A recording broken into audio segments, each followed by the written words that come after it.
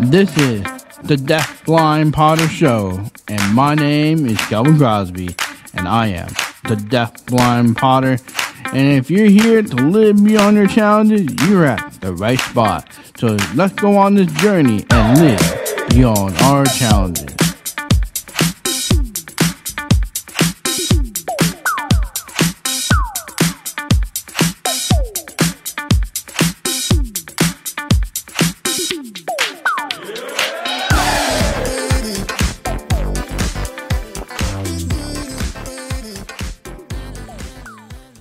Hey, so good to see you, even though I can't see you. It's another beautiful day in the neighborhood, and I'm so excited that you are here at the Deaf Blind Potter Show.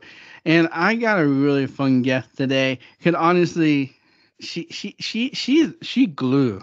She's the glue of her family. She holds everybody together. But also, she's just one of the most amazing women I've ever met. And I'm super excited for you guys to be able to hear her story as well, how she lives beyond her challenges.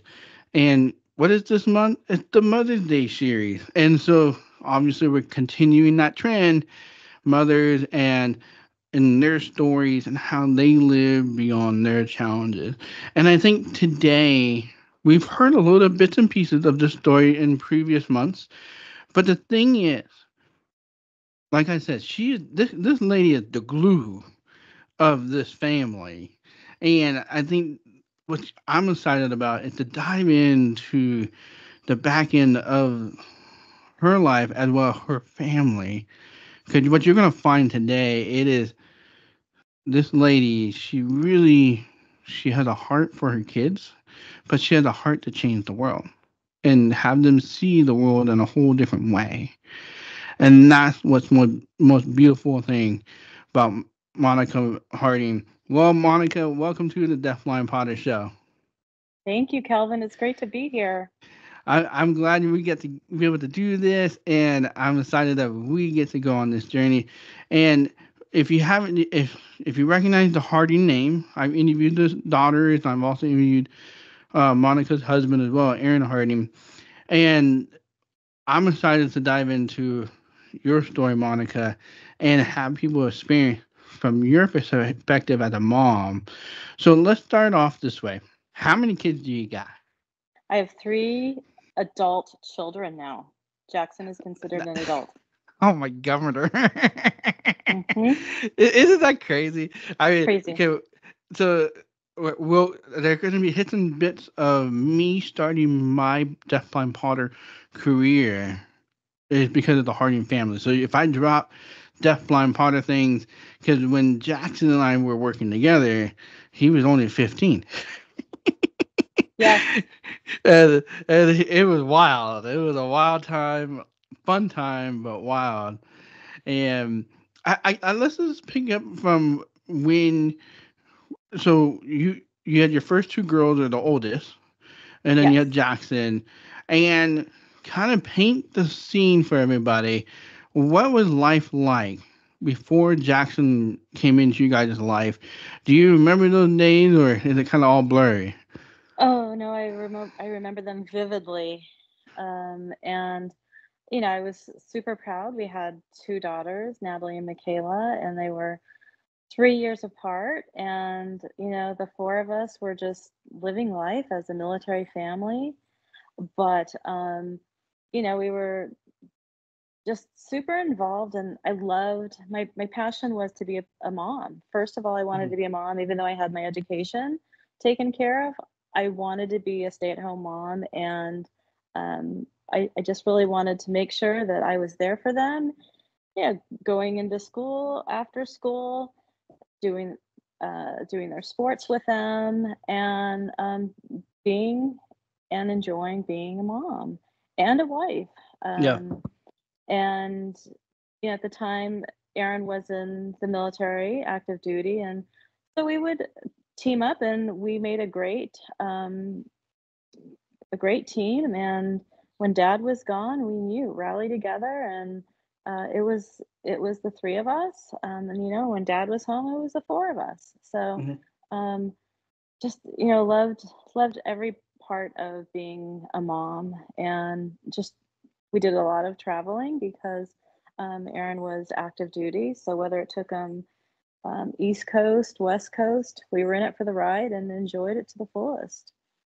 Um, I mean, I think what's interesting. So you're a military wife, and yes, I mean, there's kudos to military wives because honestly, you are the glue that holds the family together while our your spouse is out there fighting for our country, doing the things to maintain our freedom that we have. And so, I mean, really, I don't feel like military wives get enough credit, and I just want to thank you for your service because it's a family affair to do that.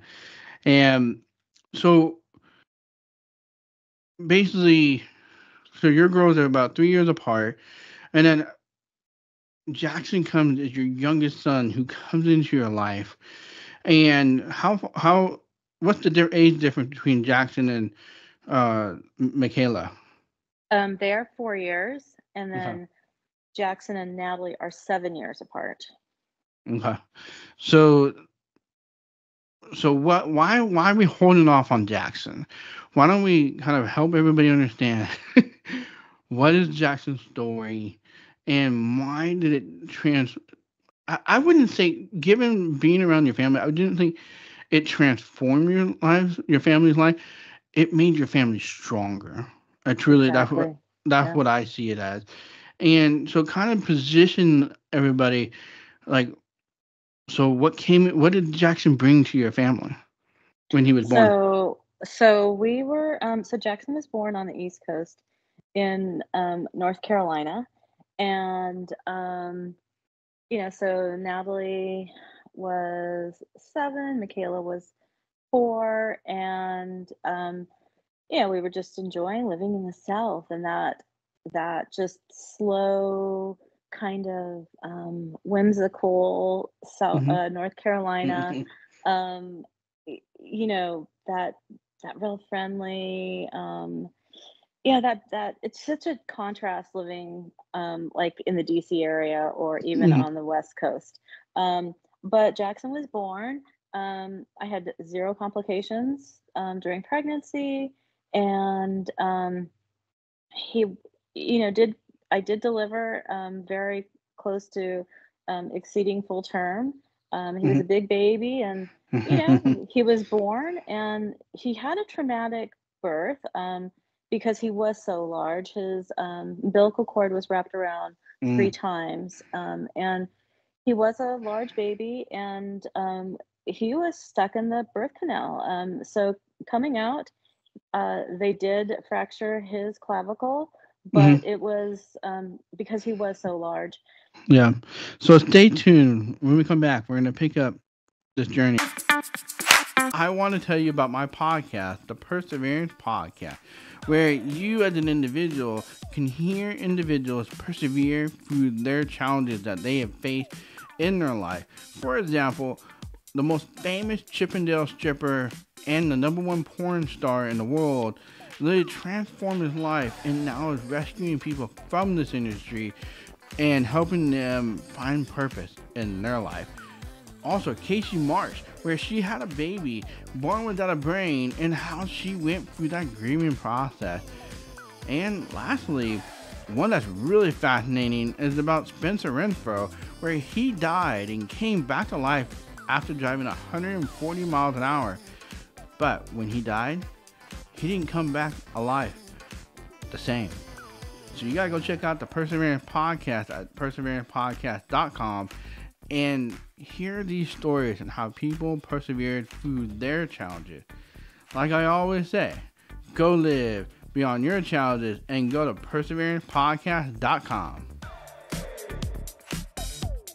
See you on the other side. Hey, hey, hey, hey, hey. So good to see you, even though I can't see you. It's another beautiful day in the neighborhood. My name is Kelvin Cosby. If you're just coming, you're listening to it, KH and if you're just joining us, we're listening to KHNC 1360 on the AM dial.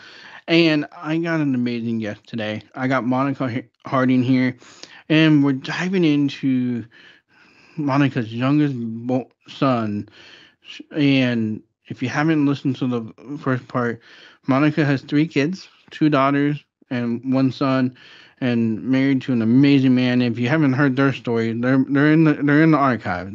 If you look at the Harden family, you'll see them all there. But we're talking about Jackson's birth. And so, Monica, kind of pick us up from where you left off before we went to the break and take us into that journey. So, when Jackson was born, he had a fractured clavicle, but we didn't think anything else of it. We thought, okay, it was a kind of an intense delivery. He's here. He looks great. His APGAR scores are great. And, we thought, okay, we're all going to heal and just life is going to progress like normal. Um, but, you know, looking back now, Jackson was the perfect baby. Like, he Mm-hmm, didn't cry, he didn't fuss, except when he was hungry, but he was so pleasant. mm-hmm, And he was so well taken care of by his big sisters and, of course, myself and mm-hmm, dad. But we noticed, having older children, we realized he's not meeting his milestones.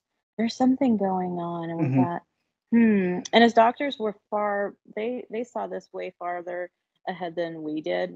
I wasn't suspectful of anything. Just, yeah, this is my beautiful baby, and he's doing mm-hmm, great. But um, come to find out, yes, he was lagging behind, and we still weren't suspicious of much other than he was delayed.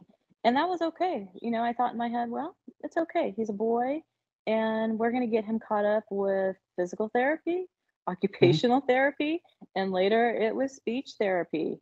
Um, and we just continued on that journey of early intervention. That's the Yep, key, right? Early intervention. yep. Well, and I think that what is interesting about this story is that, kind of like my parents, they didn't know that I was hard of hearing until later on. Yes. And that's the part which is why I love your family in a whole different way after your documentary came out, is because you guys are doing something that needed to be done so long ago, but we're doing it now, and we're not going to waste any more time on that, because I think it's so important that we start seeing these signs to help future Jacksons and um, to be able to overcome as well. And for you, it was all about, oh, we're going to help him meet his milestones. Yes. And that's what a good mom is all about. I Mm-hmm. mean, this is why I wanted to bring you on this Mother's Day series, because you were determined to help him be Yes. successful.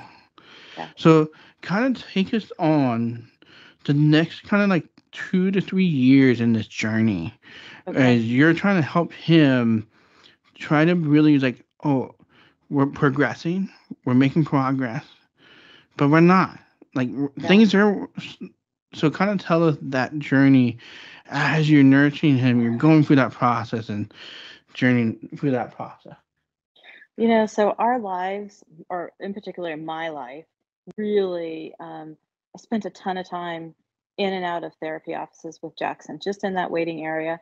And Michaela, our middle daughter, she also was with me the majority of the time, just because she wasn't in school yet. Hmm.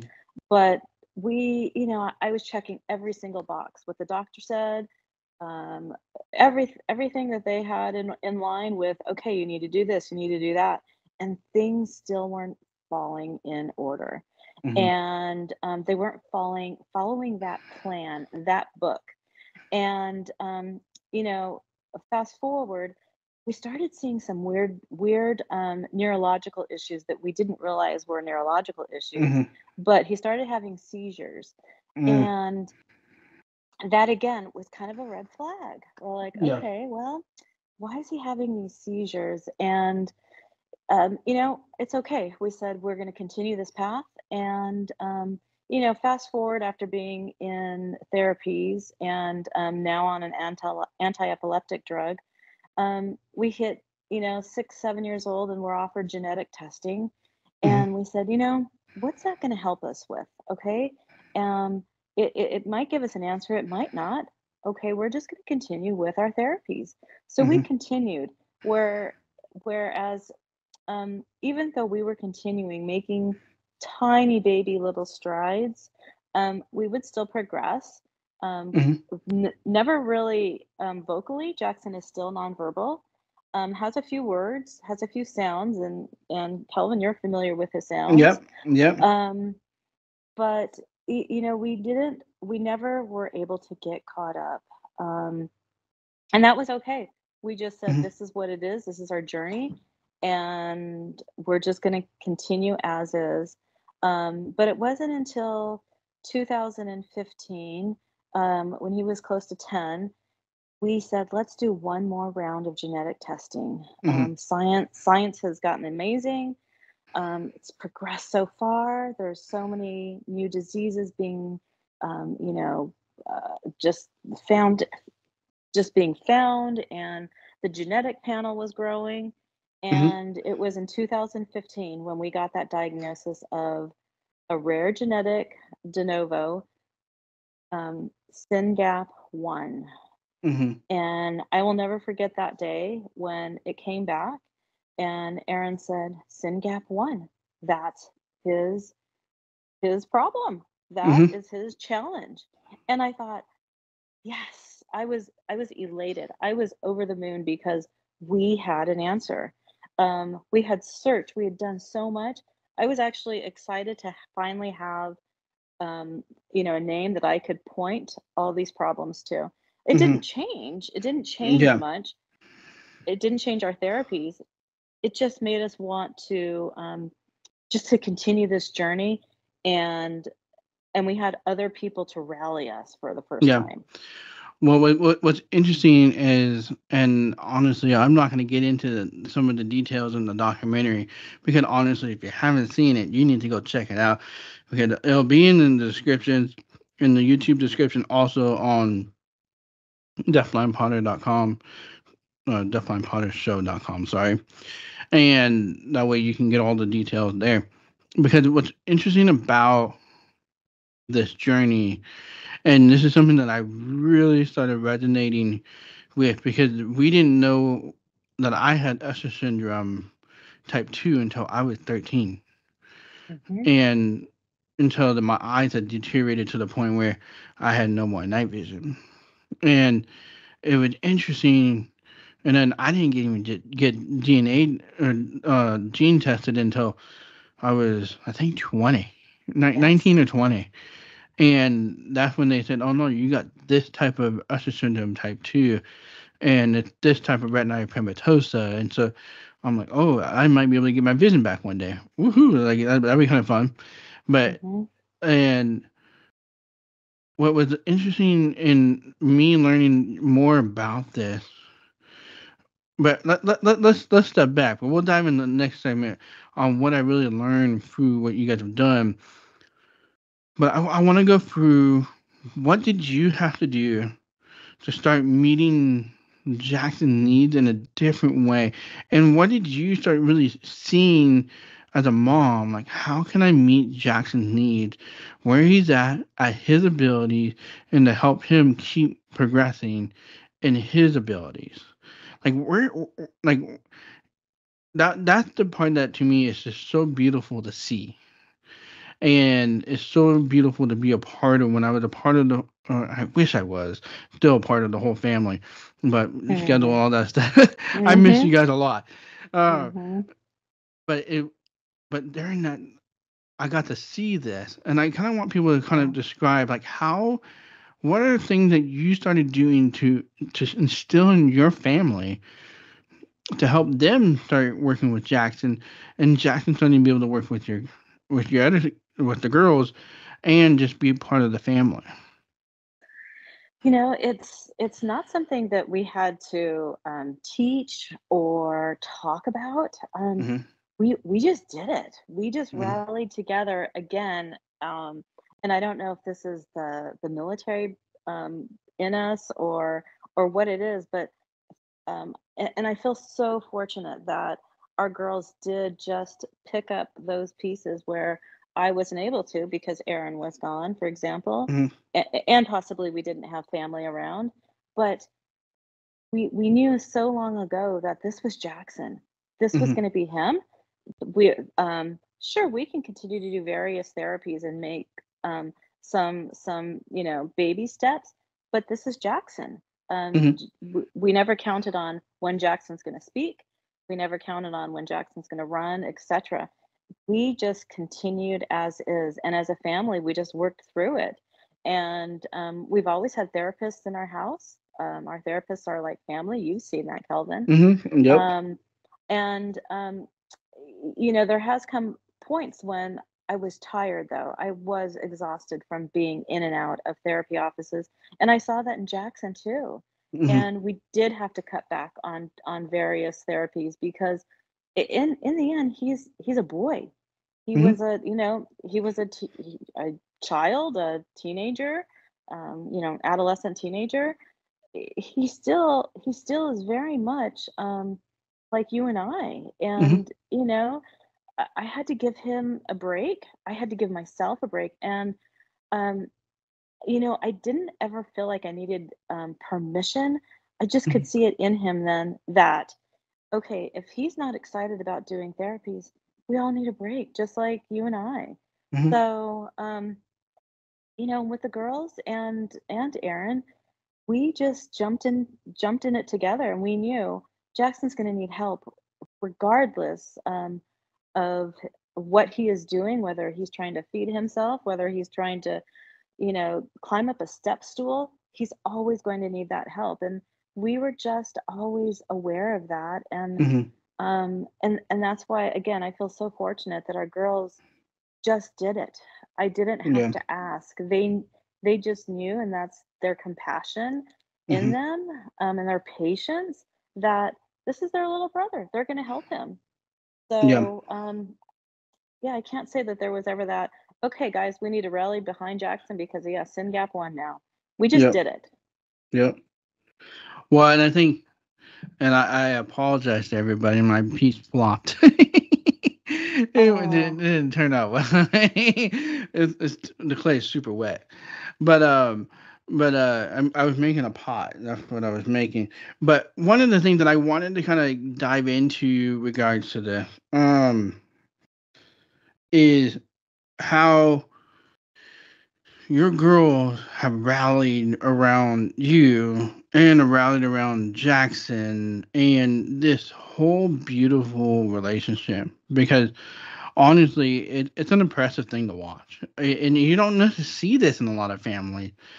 But your two girls, like Natalie, is like the the more like she said that in her interview, like, oh, I'm also a fun one, but Michaela is like the fun one, and Natalie is the like the teacher, and then you have you as you're the glue that holds all that relationship together, so then it works in such a beautiful way to watch. And for me, when I was there doing the Deafblind Potter, I mean, it was probably one of the more challenging times in that season. That I yes. from what I've learned, like I don't know if that's true or Yes. not. And but like me being there, like I was a bro. I was like, Yeah. I'm Jackson's bro, and we're gonna play with clay, and we're gonna do this, yeah. Yeah. And him and I built this relationship. It was nonverbal, it was messy, and it was awesome. So when we come back from the break, we'll talk a little bit more on what Syngap is and how is it affecting more and more families today. So we'll see you on the other side.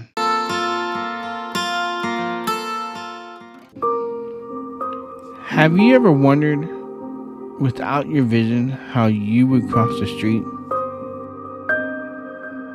I am the deaf blind Potter. I've been hit by a car 3 times in my life. It's said that 87 million people in this world will have the same experience as I have. But I started working on a solution to help solve this problem of blind individuals from getting hit by a car.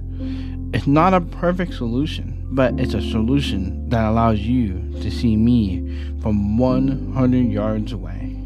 It's called the See Me cane, the lighted blind cane. The See Me cane is simple to use. It has an on and off button, a vibration button that tells you that the light is on or off, and has magnetic charging on the top. And it feels just like a normal blind cane. I need your help to donate to the See Me cane, so that way those that are visually impaired can get a See Me cane and live beyond their challenges. Go to seemecane.com to donate today.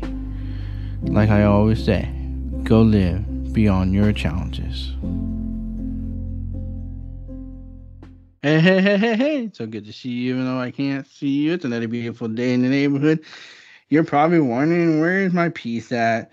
It had problems. And yeah, I think I'll just have fun with it for the rest of this show. There's no point in going getting more clay and trying to fix this. But um, but yeah. So I'm Calvin Crosby, also known as the Deaf Blind Potter, and I got Monica Harding here, and I tell you, this is one amazing woman. She is in the mother hero world. Like, she is a mama hero, and she takes care of her family in a different way that I've ever seen in my life. And what I love about how she had raised her kids and trained her husband and helped. We're gonna add that there, because honestly, if you're a wife, you're training your husband to be the way you want him to be. and Mm. and and you have a son with challenges, with autism, epilepsy, and what's the other one? I Intellectual always disability. intellectual disabilities, and you have all these challenges. How do you rally your family behind? And the Harding family came out with their family documentary, and I really want you to take the time and listen to this, because the rest of this show we're going to kind of start diving into some of these issues to help families start getting diagnoses in a proper format, and really start thinking about how can we make this faster to get diagnosed with Syngap, because there's so many people going misdiagnosed. And the Hmm. only way to really get diagnosed with this is through genetic testing. Because Hmm. once you have it, then you can start working towards overcoming that challenge. It's not you're going to fully overcome, Right. but it doesn't have to be the label that defines you as who you are. It's just a challenge that you have to face, and you can rally people around you to help you overcome. So, Monica, why don't you kind of tell us what is SingGap? What is that? What is what? Why is it such an important thing that we need to be start talking about? So, Syngap 1, it is a rare genetic disease. It is a de novo. So that means for Jackson, it happened in the womb. It's not something Aaron and I express, and it just happened. And in Jackson's case, he does not have enough of the SYNGAP protein. Hmm. And in Jackson's case, he suffers from autism, epilepsy, intellectual disability. He also has cerebral palsy. But um, I think that the biggest thing in speaking with children with SYNGAP1 are their seizures, the Hmm. epilepsy. Their brain, in Jackson's case, his brain is constantly misfiring. Hmm. They're called epileptiform discharges. Constantly, I think of it as constantly being like shocked or Hmm. electrocuted, just these little jolts, and it causes his brain to just to crumble, it disrupts everything from sleep to behaviors. And that's another thing about Jackson, and not all SYNGAP patients have this challenge, but Jackson does. He suffers from, he has a lot of behaviors.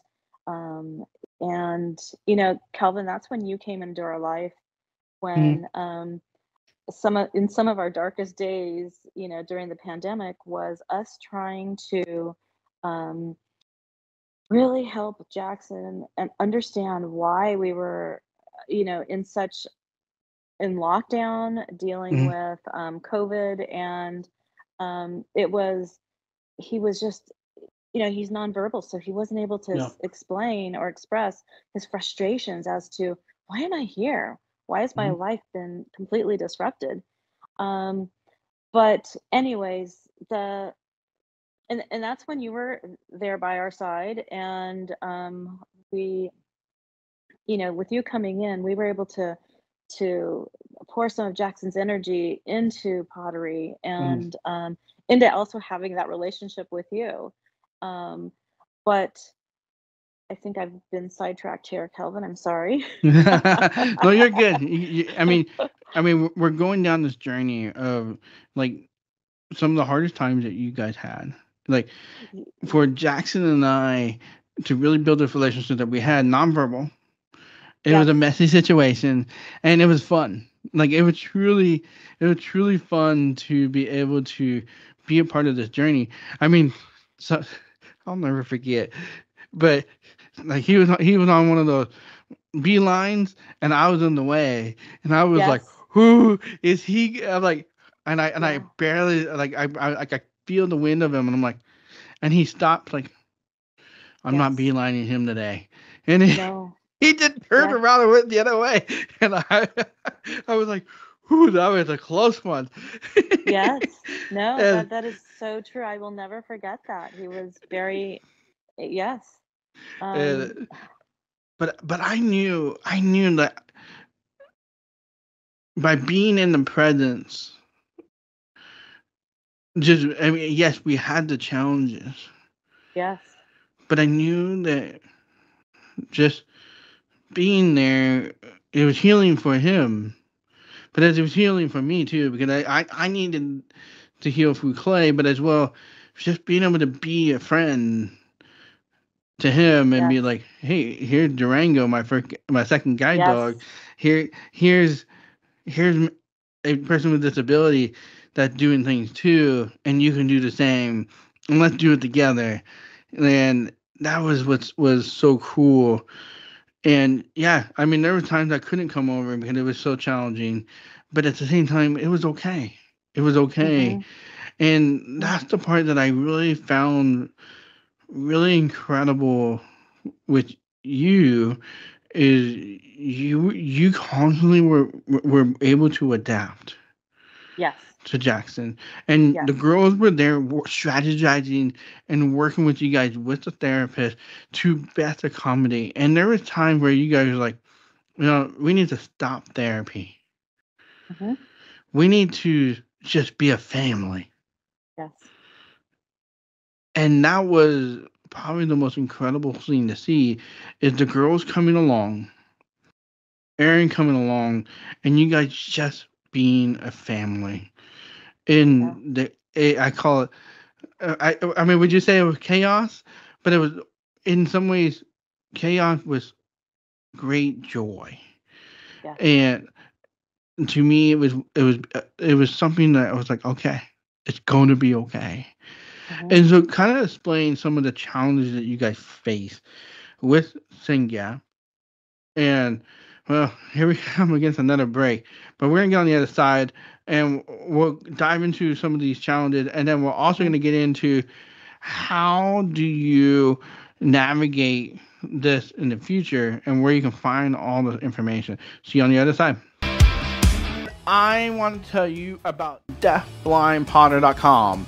Well, where are you going to get there when you arrive? You're going to see me, and you're also going to have the experience of all the pottery behind me, the pottery that's in the kiln, all of those experiences where you're going to see mugs, you're going to see heart bowls, you're going to see vases, you're going to see pots, you're going to see bowls.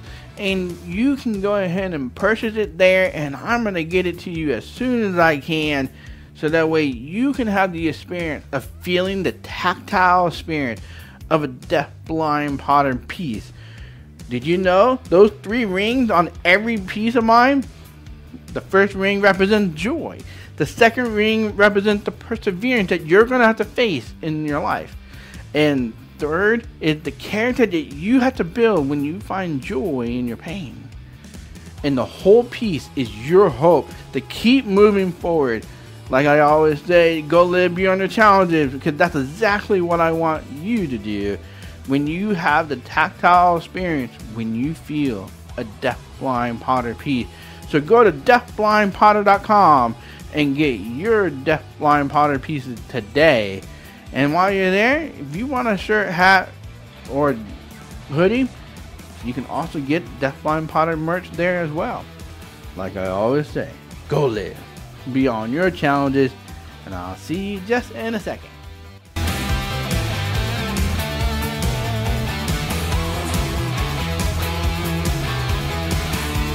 Hey. So good to see you, even though I can't see you. It's Kelvin here.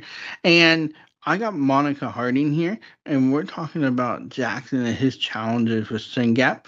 And we're going to dive into some of the challenges that he faced and some of the hurdles that Monica and her family had to kind of work through.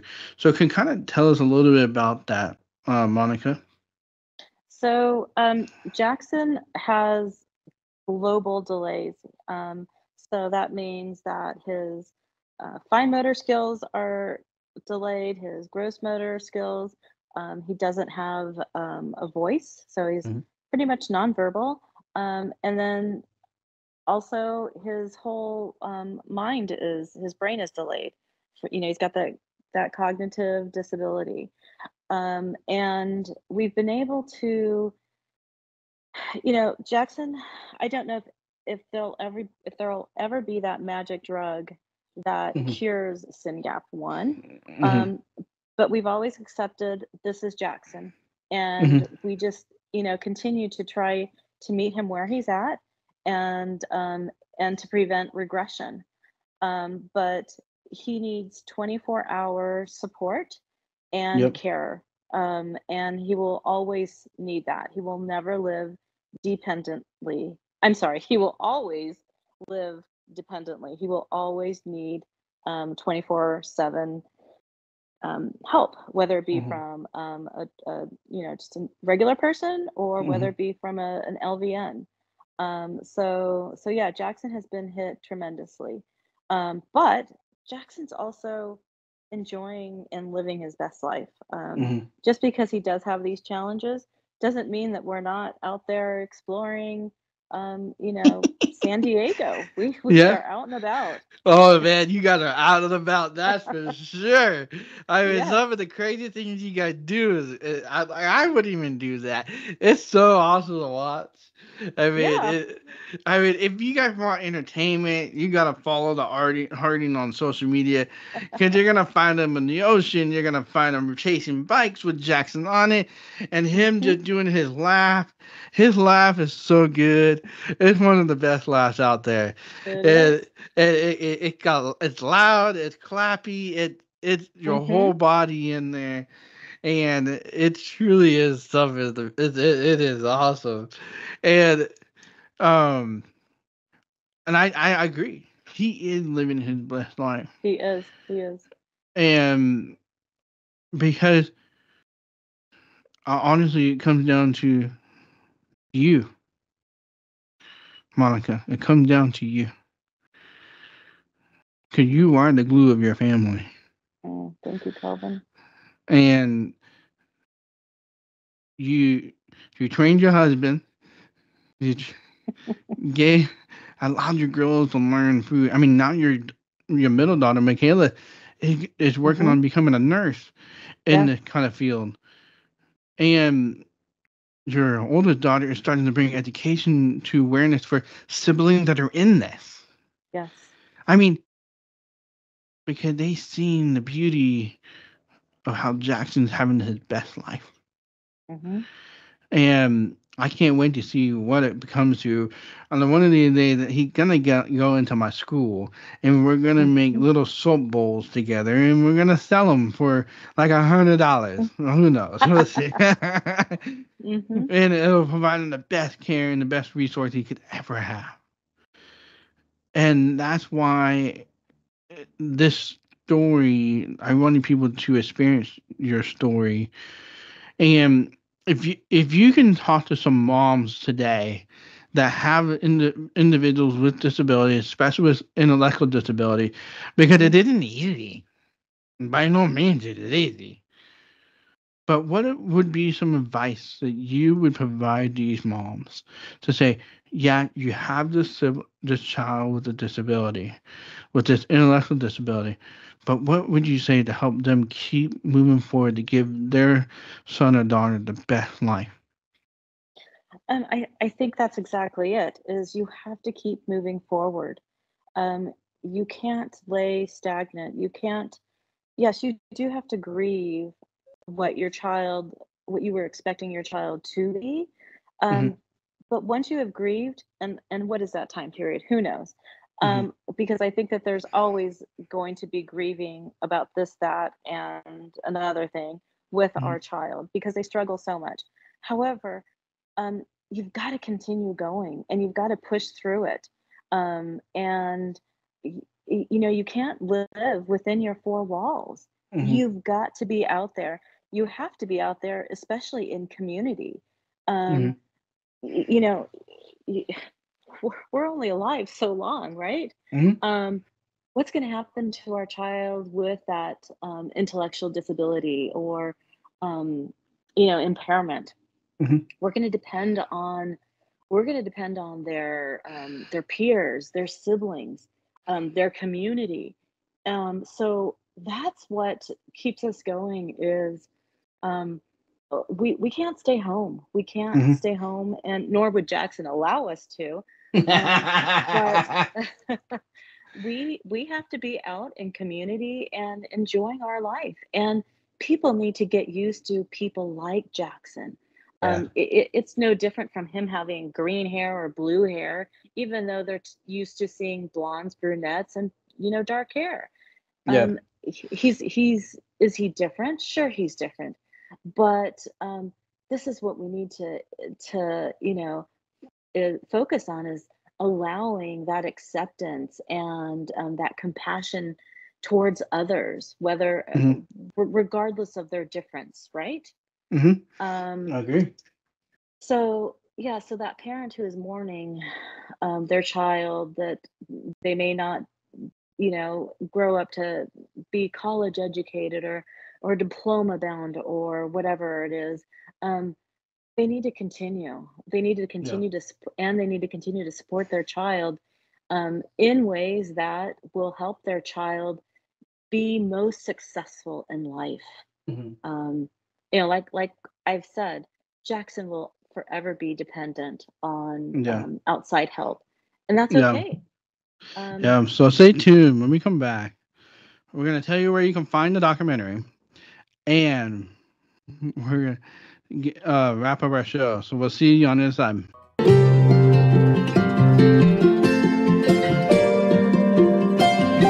Hey there, it's Kelvin here, and I want to hear from you. Are you living beyond a challenge right now, or are you trying to live beyond a challenge? I want to be here for you. I want to walk through this journey with you. I want to encourage you to find joy in the challenge that you're facing and help you persevere by taking that step and building the character that has hope. And by doing that, it's going to change your life. So I need you to email me at contact@deafblindpotter.com and tell me about your challenge. And together, we will live beyond your challenge. I will walk through you with your journey, and possibly you might come on my radio show or my podcast, and we will work through it, and even my fans will help you as well live beyond the challenges. But most of all, we need to work on you first before anything else, so that way you are successful in living beyond your challenges. So that is contact@deafblindpotter.com, and you can email me there, because I'm the only one that checks that email, and it's all confidential. Like I always say, go live beyond your challenges, and I'll see you in just a second.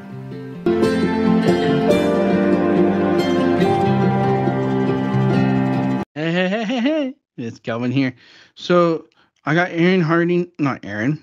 I have Monica Harding, the best part of the family, the glue of the family, of the Harding family. And so, Monica, where can people find Jaxon documentary and your family documentary? Because I think it's so important that everybody needs to watch it and everybody needs to share it because we need to bring awareness to this issue, that we need to get these diagnoses earlier in life so that Absolutely. we can start getting more help for these individuals like Jaxon. So where can we Absolutely. find this documentary? You can go to Syngap Research Fund, and it should be one of the first documentaries listed. Although there are many families who talk about their journeys, and their children of Mhm. all ages. But again, it's Syngap Research Fund, and um, it's just such an amazing group, and you'll Mhm. find various stories and various um, studies that are children. There's only 1,400 of patients diagnosed with SYNGAP. Mhm. 1,400. Although it is estimated that 1% of those with intellectual disability have the diagnosis, or if they were genetically tested, would have the diagnosis of SYNGAP1. That's what just blows me away. Yeah. And it only can be diagnosed with genetic testing. Mhm. So I really recommend, if your child suffers from epilepsy, suffers from autism, you know, ask, just plead with your doctors for genetic testing. Mhm. Mhm. It may not be SYNGAP1, it may be something else. However, it is only diagnosed with genetic testing. Um, that way, you do have that lead. You have that jump start on how you might be able to try to help your child, whether, be various therapies or repurposing drugs. There's just so Mhm. much science going on right now. Yeah. But SYNGAP Research Fund, that has connections to every kind of link you want to know about, whether it's parental support or research grants that we're looking into. It really is a great um, group to check out. Yeah. I mean, and I'll put all that stuff in the link at deafblindpottershow.com, as well in the YouTube video. And then if you want to get the podcast of today's show, you got to go to khnc1360.com and go to the podcast there. And that way you can hear it there. And I really want to give you guys the opportunity to really help Syngap, because honestly, Syngap is the foundation is a nonprofit, and we need to make sure we can help more families like this. Yes. And as I wrap up this show, I want you to really think about, if we can get early diagnosis on Syngap, how many more kids can overcome their challenges Yes. and give them hope in a different way. So, like I always say to wrap up every show, and I do apologize, my pottery piece didn't come out very well today, but I am living beyond my challenges. So, like I always say, go live beyond your challenges, and I'll see you next week.